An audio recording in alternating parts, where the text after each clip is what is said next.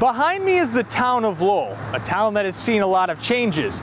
But one thing that hasn't changed over the years, it still gets a lot of floods. The Flat River joins the Grand River here in Lowell, and so it is prone to flooding. Luann Cabe is the education director at the Lowell Historical Museum. This is the 1904 flood that covered Main Street several times throughout history. A year later, Main Street flooded again.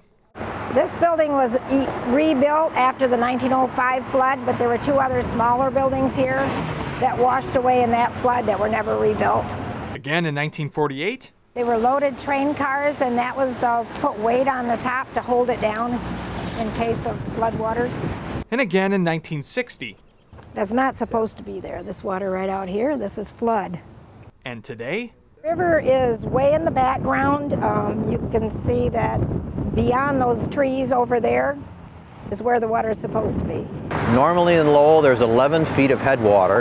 That's the amount of drop there is at the dam, and right now there's almost no drop because of the rains that we've had and the backing up of the Grand River.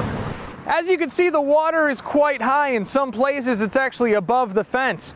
But is it something we should be worried about? We consider these conditions to be normal spring flooding. It's not anything that we're real concerned about at this point. If we were to continue to get a lot of rain over a short period of time, we could become concerned.